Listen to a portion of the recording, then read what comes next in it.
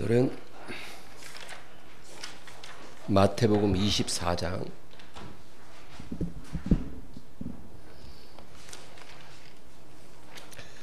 마태복음 24장 9절에서 14절입니다. 9절에서 14절 합독합니다. 그때 사람들이 너희를 환난에 넘겨주겠으며 너희를 죽이리니 너희가 내 이름 때문에 모든 민족에게 미움을 받으리라. 그때 많은 사람이 실족하게 되어 서로 잡아주고 서로 미워하겠으며 거짓 선지자가 많은 사람을 미혹하겠으며 불법이 성함으로 많은 사람의 사랑이 식어지리라. 그러나 끝까지 견디는 자는 구원을 얻으리라. 이 천국 복음이 모든 민족에게 증언되기 위하여 온 세상에 전파되리니 그제야 끝이 오리라. 아멘. 예수님께서는 주의 날이 다가올수록, 주의 강림이 다가올수록 세상은 점점 더 안 좋아질 것이다, 그렇게 말합니다. 여러분, 우리가 성경의 말씀에 귀를 기울여야지 세상의 말을 우리가 믿어서는 안 돼요. 세상은 문명이 더 성숙해지고 과학이 더 발전할수록 점점 더 좋아질 것이다, 그렇게 우리에게 장밋빛 전망을 하지만 성경은 그렇지 않다고 말합니다. 그래서 예수님이 오실 날이 다가올수록 세상은 점점 더 안 좋아질 것이다, 우리에게 경고하고 있습니다. 근데 이 마지막 때에 네 가지 중요한 징조가 있는데 오늘 우리가 읽은 말씀에 나와요. 먼저 첫 번째는 9절입니다. 9절 다시 한번 읽겠습니다. 그때 사람들이 너희를 환난에 넘겨주겠으며 너희를 죽이리니 너희가 내 이름 때문에 모든 민족에게 미움을 받으리라. 너희가 내 이름 때문에 모든 민족에게 미움을 받게 될 것이다. 하나님의 자녀들이 예수 이름 때문에 모든 민족 가운데 미움을 받게 될 것이다. 그래서 여러분, 앞으로 가면 갈수록 이 교회에 대한 세상의 어떤 부정적이고 적대적인 감정이 고조될 것이다, 그것입니다. 그것이 점점 악화되다가 나중에는 박해로 이어질 것이다. 그것은 어떤 한 나라에 국한된 게 아니라 지구상에 있는 모든 민족 가운데 그런 일이 일어나게 될 것이다. 그래서 많은 교회가 배교를 한다는 거예요. 왜 배교를 하냐면 박해를 모면하기 위해서 배교를 하는 거예요. 그 배교의 핵심은 다원주의를 용납하는 겁니다. 여러분, 다원주의가 뭔지 아시죠? 구원의 길은 한 가지가 아니라 여러 가지일 수 있다, 그렇게 말하는 게 다원주의입니다. 교회가 그것을 받아들이면 그건 배교예요. 다른 종교에도 구원의 가능성이 있다는 거죠. 그렇게 말하는 사람들이 교회 안에 있습니다, 지금도. 그래서 몇 년 전에 부산에서 세계교회협의회 총회가 열릴 때 많은 반대를 했던 이유도 그 세계교회협의회 WCC라는 단체가 이 다원주의를 받아들이는 단체이기 때문에 우리 한국의 수많은 교회들이 그 단체에 속해서 그 총회를 개최하는 것을 반대했던 거죠. 그건 당연히 그래야 된다고 저도 생각합니다. 있을 수 없는 일이죠. 다원주의라는 것은 굉장히 달콤해요. 시냇물이 여러 군데서 흘러와요. 그리고 강이 돼서 흘러내려다가 바다에 가서 다 만난다는 거예요. 그래서 여러 가지 종교와 철학이 있으나 우리가 흐르는 길은 달라도 모이는 것은 한 가지라는 거죠. 그럴듯하잖아요. 우리 기독교에만 구원이 있다가 아니라 다른 종교에도 모양이 다르고 이름이 다를 뿐이지 구원의 길이 있다. 얼마나 관대하고 포용적인 생각입니까? 이런 것을 받아들이면 박해는 모면해요. 세상 사람들이 결코 공격하지 않을 것입니다. 그러나 그것이 바로 배교라는 거죠. 그 다음 두 번째는 10절이에요. 10절 다 같이요. 그때 많은 사람이 실족하게 되어 서로 잡아주고 서로 미워하겠으며, 사람을 믿지 못하는 그런 상황이 아주 일반적으로 펼쳐진다. 가족이나 친구 간에도 서로를 불신하는 그런 풍조가 만연해진다. 그거예요. 특별히 참된 신앙을 가진 사람들에 대해서 아주 사람들이 적대적으로 변합니다. 그래서 집단적 광기의 광풍이 불기 시작할 거예요. 여러분, 얼마 전에 코로나가 한참 극성을 부릴 때 백신을 접종하지 않은 사람들에 대해서 사람들이 굉장히 적대적인, 배타적인 감정을 가졌어요. 그 코로나의 원인이 백신을 접종하지 않은 사람들에게 있는 것처럼 직장에서 그런 눈초리를 보내는 그런 일들이 있었죠. 절대로 미접종자에게서부터 시작된 게 아닌데도 확진자가 나오면은 미접종자 때문에 이렇다. 그리고 다행히 그 상황이 심해지지 않고 끝났지만, 여러분 앞으로 그런 일들은 비슷하게 계속 더 심해질 것이다. 그렇게 주님이 말씀하는 거예요.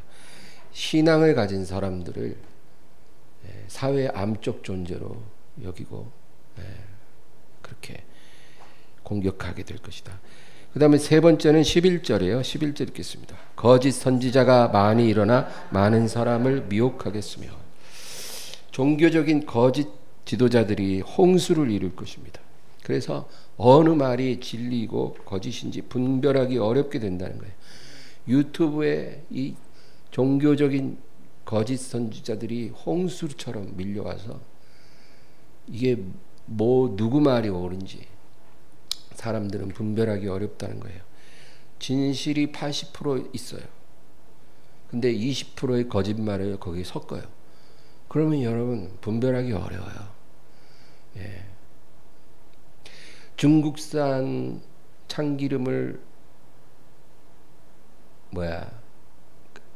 국내산 참기름 80%에 중국산 가짜 참기름 20%를 섞어서 팔면 100% 국산 참기름하고 구분이 잘 안 갈 수 있듯이 80%의 진실 안에 20%가 거짓이 섞이는 거예요. 그럼 분별이 안 되는 거예요. 그런 영적인 미혹이 극성을 부릴 것이고, 네 번째는 12절입니다. 불법이 성함으로 많은 사람의 사랑이 식어지리라. 공의가 사라지고 불법이 득세한다는 거예요. 그래서 선과 악의 기준이 바뀌어진다는 겁니다. 아내 둘을 둔 남자들이 다수를 이루면 아내 한 명 둔 남자를 정죄해요.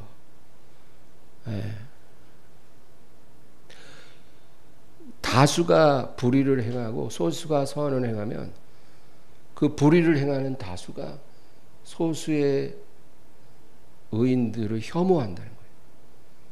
그런 상황이 온다는 거예요. 양성애자들이 다수를 이루면 소수의 이성애자를 혐오합니다. 그런 사회가 온다면 여러분 정말 끔찍하겠죠? 근데 앞으로 점점 그렇게 될 거라는 거예요. 그래서 사람들 안에 있는 사랑이 소멸될 것이다. 사랑이 식어지리라. 무엇이 진정한 사랑인지를 사람들이 모르게 된다는 거예요. 그래서 진정한 사랑은 사라지고 짝퉁 사랑이 성행하게 된다. 그래서 지금도 여러분 안락사를 인권이라고 생각하는 사람들이 있잖아요. 그렇죠? 안락사는 아주 패역한 죄입니다. 하나님이 주신 생명을 우리가 결정할 수 있다는 생각이거든요. 근데 그것을 인권이라고 그러고 행복 추구권이라고 그러고, 그렇죠? 예. 가족이 누가 안락사를 원해. 그러면 가족이 그거를 허락을 해주면 그것이 사랑이라는 거예요. 그 사람을 배려하고 사랑하는 거다. 사랑이 뭔지 분간이 안 되는 거예요. 어느 게 선이고 어느 게 악인지 사람들은 이제 판단을 못하게 된다는 거예요. 그래서 주님의 날이 가까울수록 참 신앙은 박해를 받게 되고 사람을 믿지 못하게 되고 가족까지도 영적 진리와 거짓을 분별하기 어렵고 도덕적 선과 악을 분별하기 어렵게 되고 수많은 그리스도인들이 실족하게 될 것이다. 그렇게 말씀합니다. 그런데 13절을 읽겠습니다. 그러나 끝까지 견디는 자는 구원을 얻으리라. 끝까지 견디는 자가 구원을 받으리라. 여러분, 성경은 처음부터 끝까지 구원에 대해서 우리에게 말씀합니다.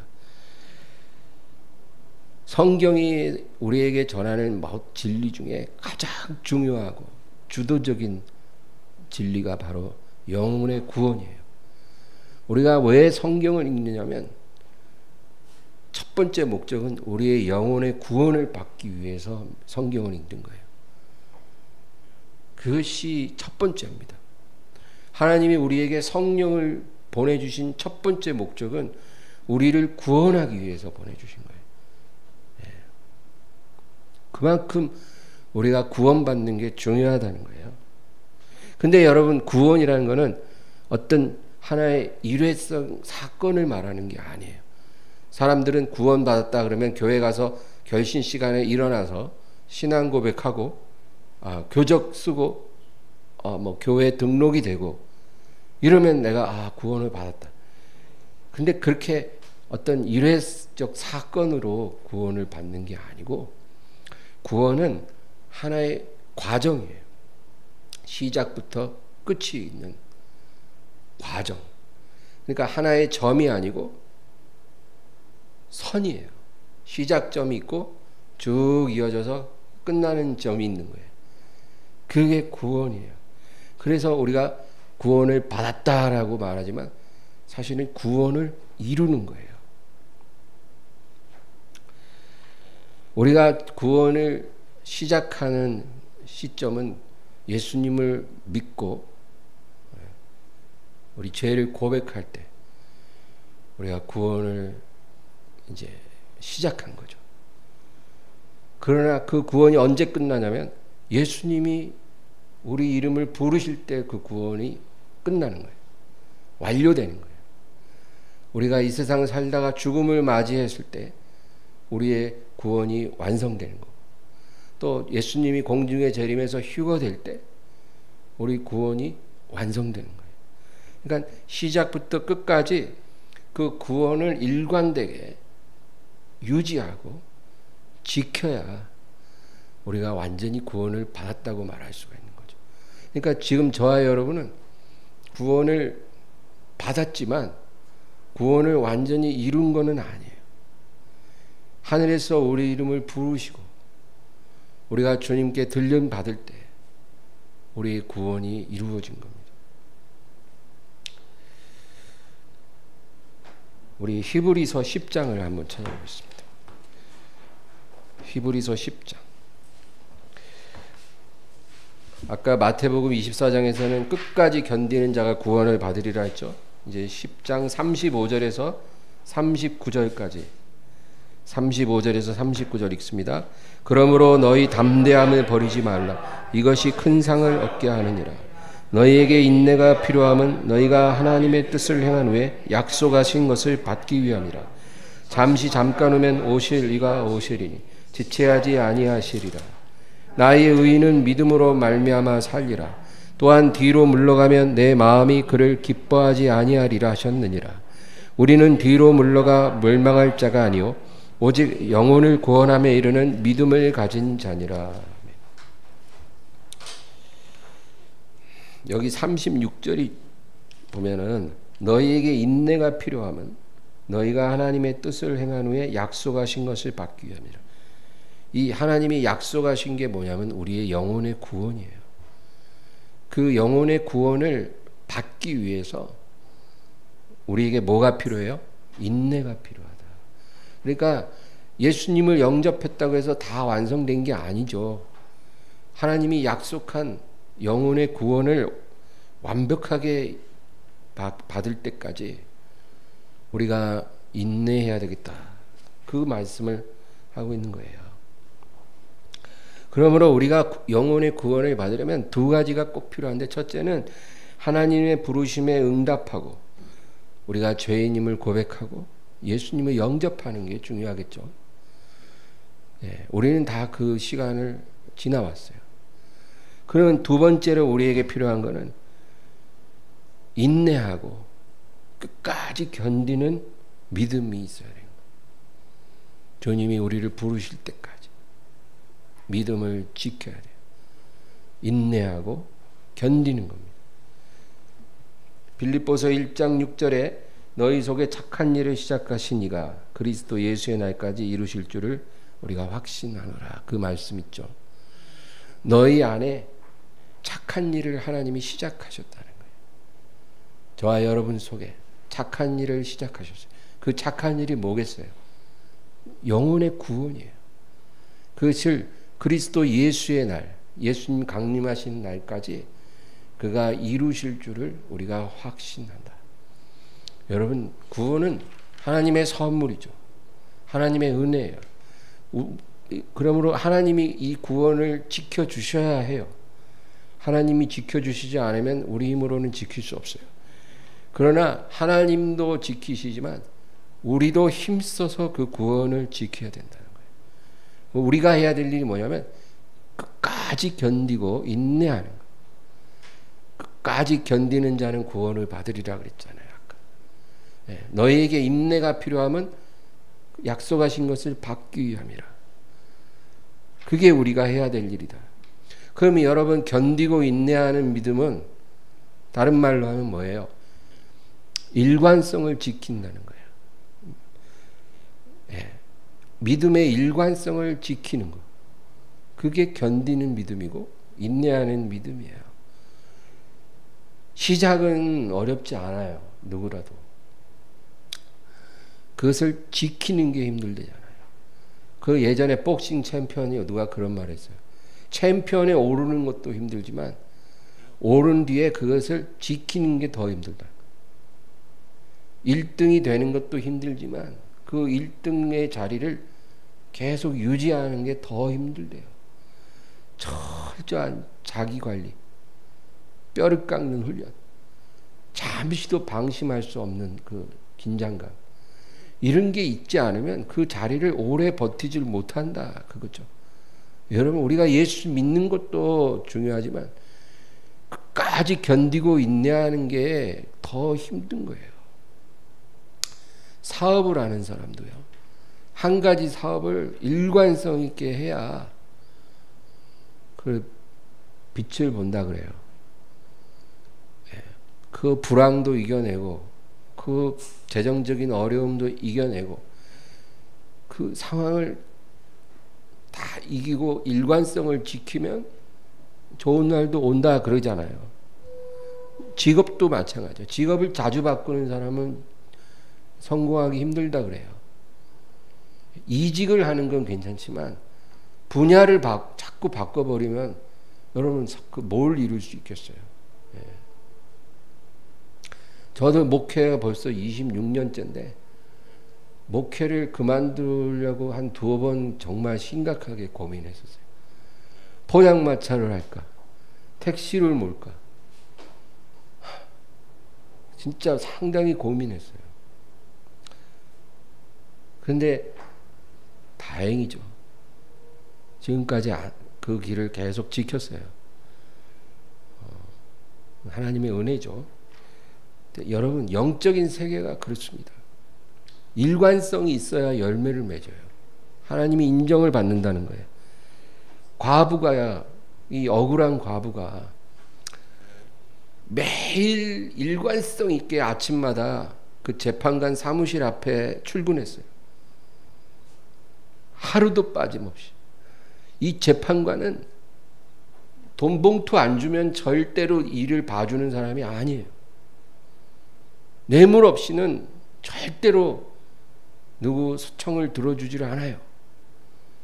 근데 이 억울한 고 가난한 과부가 뇌물이 어디 있겠어요. 그냥 억울한 마음 하나로 일관성 있게 아침마다 사무실 앞에 앉아 있으니까 아이 저놈이 할망구 꼴보기 싫어 죽겠네.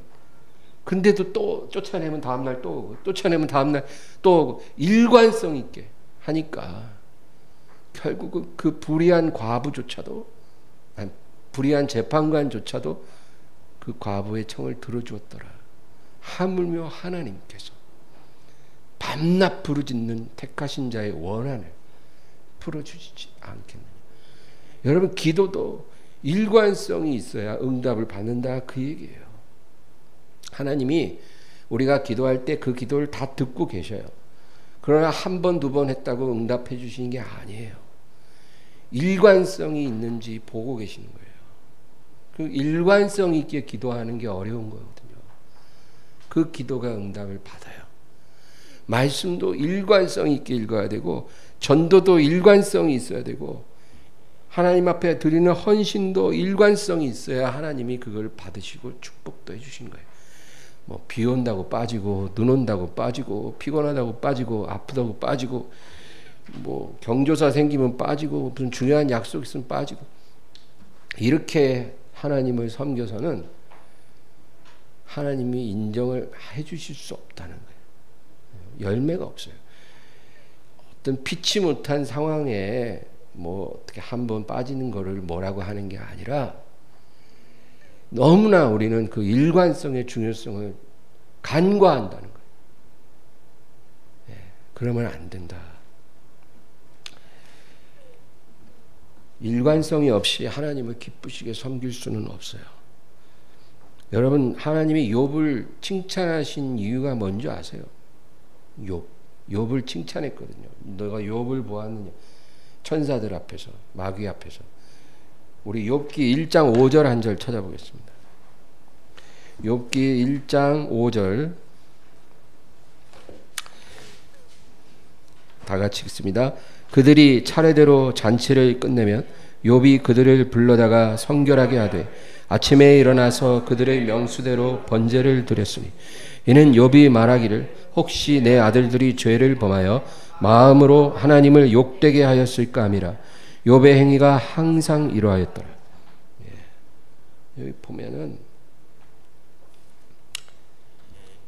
맨 마지막에 뭐라 그래요? 욥의 행위가 항상 이러하였더라. 어떻게 했어요? 그 자녀가 10인데 생일 맞으면 10명의 자녀들이 모여서 잔치를 열었다. 같이 밥 먹고 즐겼어요. 그러면 꼭 그 다음날 일찍 일어나서 아버지가 자녀들 다 불러서 그 명수대로 번제를 드렸다. 1년에 10번이에요. 그리고 자녀가 10명이니까 그날 10마리의 가축을 번제로 바치는 거예요. 명수대로. 근데 한 번도 그것을 빼먹은 적이 없다는 거예요.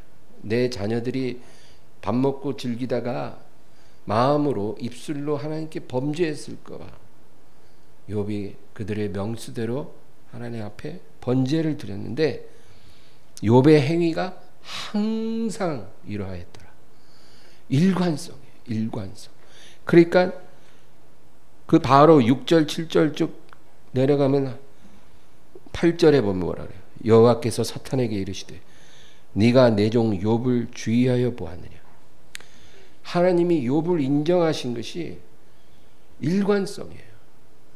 욥은 평안할 때도 하나님을 경배했고 괴로울 때도 하나님을 경배했어요.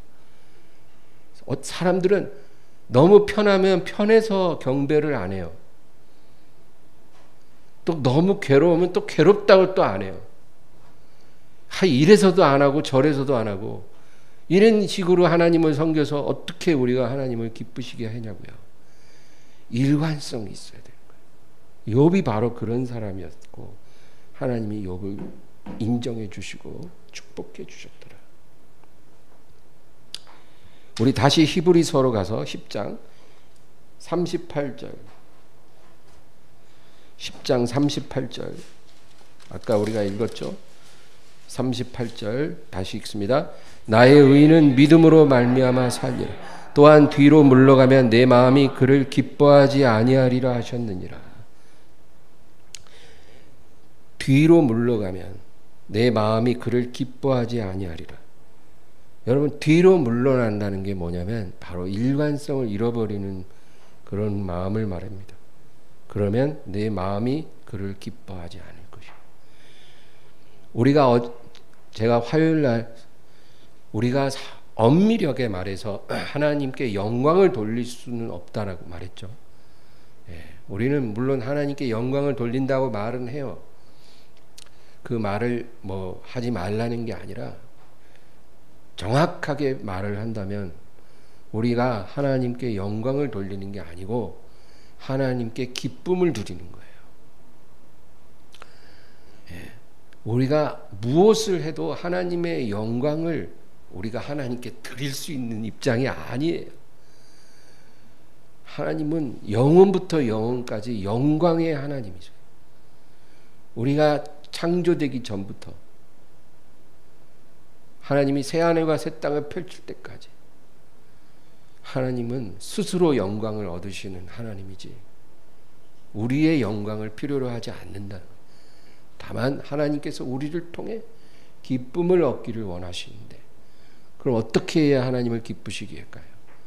일관성을 가지고 하나님을 섬기는 게 그게 하나님의 기쁨이 된다. 뒤로 물러가면 내 마음이 그를 기뻐하지 아니하리라. 그러니까 뒤로 물러가지 않으면 내가 저를 기뻐하리라 그 얘기죠.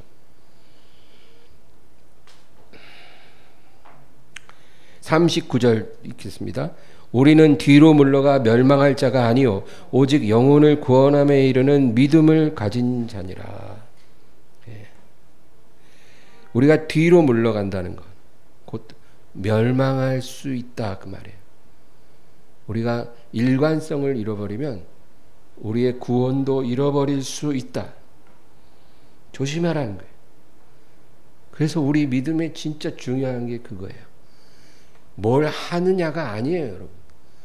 일관성을 지키는 게 우리의 생명이에요. 여러분, 어릴 때, 젊을 때 교회 잘 다니던 사람들이 30살 넘고 사회생활 하면서 완전히 교회에 발 끊고 믿음을 중단하는 사람들이 부지기수예요. 그러면 그 사람들 보고 너 왜 그렇게 사냐? 하나님께 돌아가라 그러면 아, 맞아. 내가 돌아가야 돼. 회개해야 돼. 이렇게 말하는 게 아니라 얼토당토하는 궤변을 해요. 꼭 교회 가야 믿음이냐? 마음속에 하나님 있으면 그게 믿음인 거지. 이른다니까요. 뻔뻔스러워요. 적반하장. 그런 믿음은 구원 못 받는 믿음이에요. 자기는 내가 하나님 다 알아. 알기는 뭘 알아. 구원 못 받아요, 여러분. 그런 믿음. 또 사람들 코로나 이전과 이후가 너무 달라요. 제 주변에도 수많은 권사들이 벌써 3년 동안 교회를 안 가는 사람들이 부지기수예요. 코로나 터졌을 때부터 지금까지 교회를 안 가요. 언제 믿었냐 싶듯이 그러고 살아요. 그리고 요즘에 유행하는 말이 인터넷 유목민이라는 말이에요. 집에 앉아가지고 인터넷 들어가서 그냥 여기저기 클릭해갖고 설교 들어요. 교회 안 가고 설교 딱 듣는데 설교 이제 시작하면 팔짱 딱 끼고 앉아서 이렇게 듣다가 한 15분 듣다가 어디 딴 데 좀 들어볼까? 딴 교회 딴 설교 또 찾아서 또 듣다가 에이씨 10분 또 듣다가 또 딴 데 옮기고 이러고 이렇게 설교 듣고 그리고 자기가 신앙을 지키고 있다고 믿어요. 그렇게 해서 설교 이것저것 듣다가 나중에는 다 시시하다. 저기 임영웅이 노래 부르는 거나 듣자. 이러고 앉아있어요. 권사님들이. 여러분 일관성이 없는 거예요. 믿음에. 그런 사람들이 구원 받을 수 있을까요? 저는 제가 분명하게 말씀드리는데 그런 사람들 다 구원 못 받아요. 구원을 받았었지만 구원을 지키지 못했어요. 그래서 여러분 이것이 굉장히 중요하다. 39절에 다시 보면 우리는 뒤로 물러가 멸망할 자가 아니요 일관성을 지키지 못해서 멸망할 자가 아니요 오직 영혼을 구원함에 이르는 믿음을 가진 자니라. 영혼을 구원함에 이르는 믿음은 끝까지 견디고 인내하고 일관성을 유지하는 믿음이다. 그러나 이런 사람들이 점점 줄어들고 있어요. 많은 사람이 실족하고 사랑이 식을 것이다. 주님 말씀하셨어요. 여러분 씨 뿌리는 비유 얘기를 할게요. 이 비유는 너무너무나 중요해요. 비유 중에 비유라고 봐도 돼요. 예수님의 모든 비유 중에 가장 중요한 비유예요. 씨 뿌리는 비유. 농부가 말씀의 씨를 뿌린다는 거죠. 길가가 있고 돌밭이 있고 가시밭이 있고 그다음에 좋은 땅이 있더라는 거예요. 근데 길가는 뭐예요? 구원에 대해서 아예 관심이 없는 사람이에요. 뭐 구원에 관심이 아예 없어. 이런 사람에겐 설교해도 소용없죠. 가끔 그런 사람이 교회 와요. 제 표정만 보면 알아요. 구원에 관심이 없어. 그런 사람은 교회에 와서 앉아 있어도 아무 의미가 없는 시간 낭비일 뿐이에요. 그게 바로 길가죠.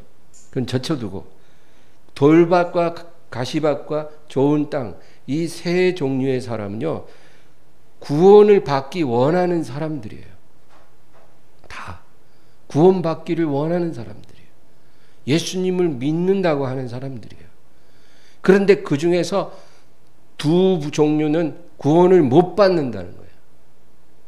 구원받기 원하고 예수님을 영접도 했어요. 그러면 당연히 구원받는다고 생각하잖아요. 근데 셋 중에 둘은 구원을 못 받는다는 거예요. 오직 3분의 1만 구원을 받는다는 거예요. 우리 누가복음 8장 한번 찾아보겠습니다. 누가복음 8장 15절 8장 15절입니다. 다 같이요. 좋은 땅에 있다는 것은 착하고 좋은 마음으로 말씀을 듣고 지켜 인내로 결실하는 자니라. 여러분 좋은 땅에 속한 사람은 구원을 받아요. 왜 구원을 받냐면 착하고 좋은 마음으로 말씀을 듣고 지켜 뭐라고요? 인내로 결실한다는 거예요. 그러니까 구원받은 사람의 특징은 인내로 결실을 하는 사람이에요. 오늘 말씀이 다 마태복음 24장, 히브리서 10장, 그리고 누가복음 8장, 그 외에도 성경에 우리의 믿음의 핵심은 인내하고 끝까지 견디고 그 뒤로 물러서지 않는 그 믿음이 우리를 구원하는 믿음이라는 거예요. 그 좋은 땅의 특징이 인내하는 사람을 말해요. 인내하는 사람. 그 사람만 결실하고 구원을 받아요. 그러면 돌밭은 어떨까요, 여러분? 돌밭은 시험이나 박해가 올 때 곧 넘어지는 자예요. 예수님 말 표현으로. 그러니까 시험이나 박해가 올 수도 있다가 아니에요. 우리가 성경을 잘 읽어보면 시험이나 박해가 올 수도 있는 게 아니고 반드시 온다는 거예요. 우리가 믿음을 가졌기 때문에 시험이나 박해가 반드시 오는데 그럴 때 반드시 넘어지는 자가 있어요. 그게 바로 돌밭이에요. 이 사람은 순수한 믿음도 있고 구원받고 싶은 열망도 있어요. 그런데 뭐가 없어요? 인내가 없는 사람이에요. 마음은 착해, 순수해, 하나님을 원해. 그런데 인내가 없어요. 인내하지 못해요. 시험이나 박해가 오면 바로 넘어져요. 무조건 넘어져요. 이 사람의 믿음은 시험이나 박해가 없을 때만 존재하는 믿음이에요. 시험이나 박해가 오면 사라지는 믿음이에요. 구원받지 못해요. 얼마나 무서운 말입니까? 가시밭도 그래요. 바로 8장 14절 읽겠습니다. 가시떨기에 떨어졌다는 것은 말씀을 들은 자이나 지내는 중 이생의 염려와 재물과 향락의 기운이 막혀 온전히 결실하지 못하는 자요. 이 가시밭은 세 가지의 메인 사람을 말해요. 염려와 재물과 향락이에요. 이 세 가지에 매이면 말씀이 막힌다는 거예요. 이게 가시밭이에요. 돌밭은 시험이나 박해가 오면 바로 넘어지는 걸 말하고, 가시밭은 염려와 재물과 향락 때문에 말씀이 막히는 사람이에요. 여러분, 근데 여기서 향락이라는 게 뭘까요? 향락은 어떤 특별한 죄를 말하는 게 아니에요. 여기서 향락이라는 것은 세상 사는 재미에 빠진 마음이에요. 세상 사는 재미. 세상 사는 재미가 있대요. 그래서 이 재미에 빠져버린 사람, 이게 바로 향락이에요. 이 향락이 우리에게 들어오면 하나님의 말씀이 막힌다는 거예요. 여러분, 마귀가 우리를 어떻게 속이냐면, 하나님도 섬길 수 있고 세상도 사랑할 수 있다. 하나님도 사랑하면서 세상도 사랑할 수 있다는 거예요. 충분히 할 수 있다. 하나님을 섬기면서 물질도 섬길 수 있다. 하늘나라를 사모하면서 세상 나라의 재미도 볼 수 있다는 거예요. 이런 말을 우리한테 할 때 얼마나 그 말이 우리 귀에 단지 몰라요. 여러분, 그거는 속임수예요. 성경은 절대로 두 가지를 다 취할 수 없다. 그래서 노아의 때, 롯의 때 어땠다 그래요? 노아의 때, 롯의 때 사람들이 먹고 마시고 사고 팔고 심고 거두고 집 짓고 시집가고 장가가고 그렇게 살다가, 정신없이 살다가 멸망이 저들을 다 쓸어갈 때까지 깨닫지 못하였더라. 그 일이 앞으로 또 일어날 거예요, 여러분. 확실하게. 그때 휩쓸려가는 크리스찬들이 한둘이 아닐 거예요. 그들은 하나님을 섬긴다고 하면서 세상 사는 재미에 빠져서 살던 사람들이에요. 멸망이 자기를 쓸어갈 때까지도 깨닫지 못하는 거예요.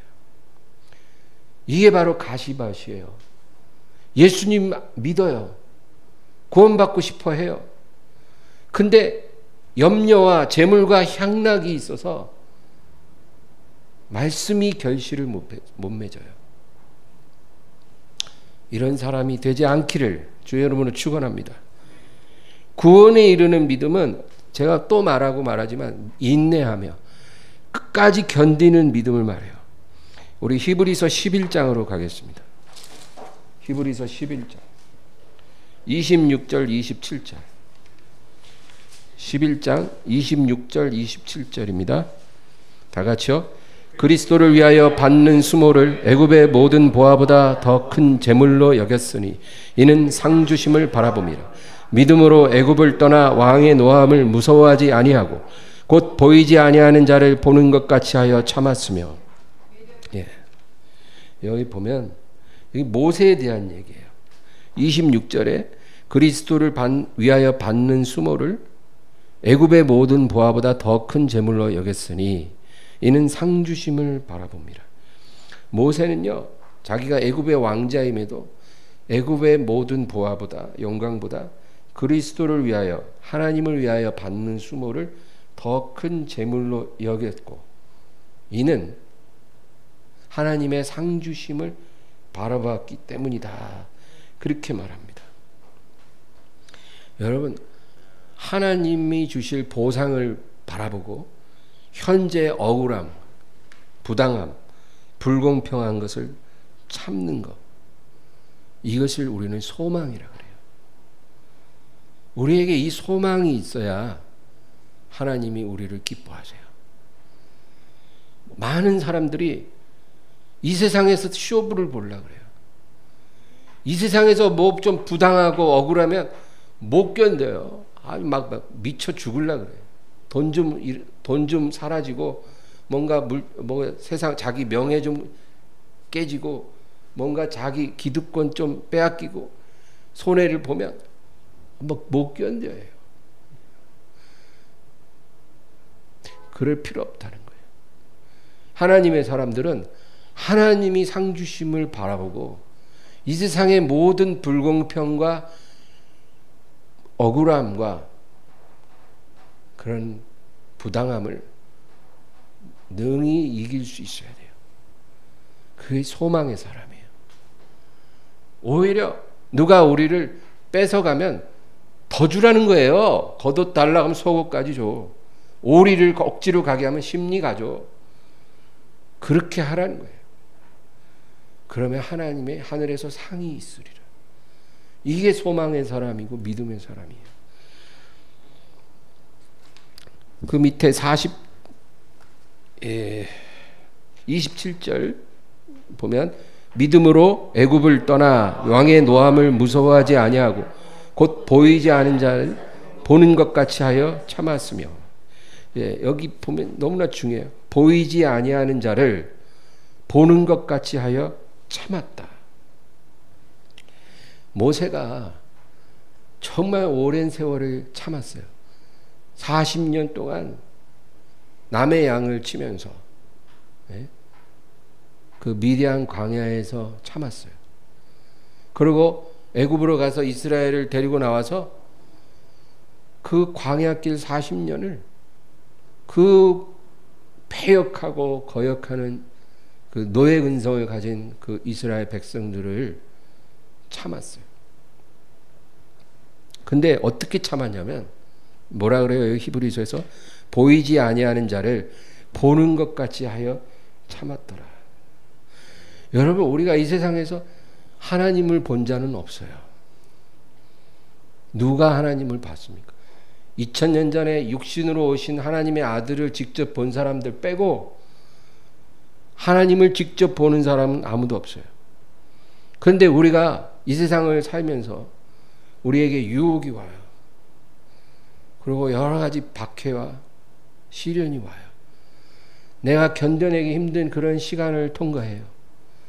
우리가 그럴 때 그거를 견디고 참아야 되잖아요. 그런데 모세를 보면 보이지 않는 하나님, 보는 것 같이 하여 참았더라. 우리 눈으로 볼 수 없어요, 하나님을. 그러나 내 눈앞에 계신 것처럼 내가 그렇게 믿고 하나님을 바라보면서 참는 거예요. 이게 얼마나 우리의 인내의 중요한 요소인지 몰라요. 하나님이 보이지 않지만 보이는 것 같이 하여 하나님을 바라보며 참는 것. 이런 사람 되기를 바랍니다. 제가 아침 저녁으로 교회 와서 기도를 하거든요. 뭐 아무도 없잖아요. 혼자 이렇게 가만히 있으면 어떨 때는 외롭고 쓸쓸한 느낌이 들어요. 근데 그 순간 제가 무슨 생각을 하냐면 예수님이 이 자리에 계신다라는 그 확고한 믿음이 있어요. 그래서 제가 그 시간에 경건한 마음을 가지게 되는 거예요. 지금 나 혼자 있는 게 아니라는 거죠. 그럼 여러분 꼭 교회에 와서만 그럽니까?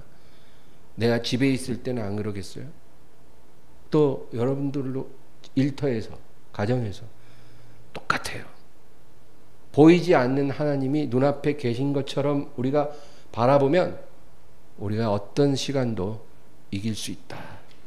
그것입니다. 예수님께서 공생의 3년 반 동안 하나님의 일을 많이 하셨어요. 여러분, 제가 질문 하나 할게요.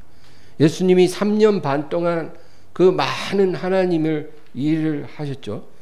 수많은 병자를 다 고치고 귀신 쫓아내고, 그렇죠? 오병이어로 수만 명을 먹이고, 죽은 지 나흘 된 나사로를 불러서 걸어 나오게 하시고, 무리를 걸으시고, 정말 많은 하나님의 일을 하셨어요. 그 일이 힘드셨을까요? 아니면은 마지막 날 24시간 하루가 힘드셨을까요?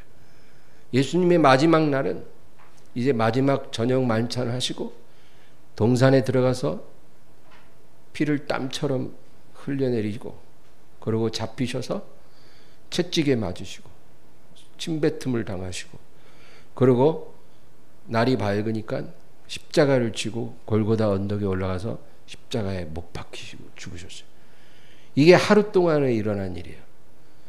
여러분 3년 반 동안 하나님의 일을 하는 게 힘드셨을까요? 아니면 그 마지막 하루 24시간 동안 견디시는 게 힘드셨을까요? 저는 후자라고 생각해요. 하나님의 일을 하는 것보다 하나님의 주신 그 시련의 시간을 견디고 믿음 지키는 게 더 힘든 거예요, 여러분. 우리가 믿음으로 승리했다라고 할 때는 우리가 하나님의 일을 잘 해냈기 때문에 승리하는 게 아니에요. 우리 믿음 지키고 그 고통과 시련을 끝까지 견뎠기 때문에 우리가 믿음으로 승리하는 거예요. 제가 만약에 천국 가면 예수님이 저보고 야, 너 목회하면서 설교 많이 하고 뭐 이것저것 하고 많이 일을 해다 와서 수고 많았다. 예수님이 그러실 것 같아요? 아니에요. 네가 어떤 상황에도 믿음을 지키고 내가 너에게 준 연단을 이겨냈다는 거, 견뎌냈다는 거, 내가 그것을 기쁘게 여기노라. 예수님이 분명히 그렇게 저에게 말씀하시고 우리에게 말씀하실 거예요. 아브라함을 믿음의 조상이라고 해요. 왜 믿음의 조상이라고 합니까? 왜 믿음의 원조, 오리지널리티라고 합니까? 아브라함 인생을 보면 한 게 없어요, 여러분. 아브라함이 무슨 기적을 행한 것도 아니고 특별한 일을 한 게 하나도 없어요. 아브라함의 일생의 가장 특징적인 일은 25년 동안 하나님이 주신 약속의 아들을 기다린 거예요. 아들 하나 주시기까지 기다리는 거예요. 100살이 될 때까지. 그런데 100살이 되면서 이미 아브라함의 몸도 죽고 사라의 몸도 죽었는데 하나님이 약속을 지키실 것을 의심하지 않았다는 거예요. 그 시간을 믿고 기다린 거, 견딘 거, 그거 하나 보고 하나님이 그것을 그의 의로 여기고 믿음의 조상이다, 그렇게 말해 주신 거예요. 여러분, 우리는 돌밭도 아니고 가시밭도 아니고 좋은 땅이 돼야 돼요. 말씀을 듣고 지켜 믿음으로 인내로 결실하는 자 돼야 됩니다. 이 믿음으로 하나님 앞에 서기를 주의 이름으로 축원합니다. 말씀을 생각하면서 간절히 기도합니다. 주여, 주여, 주여.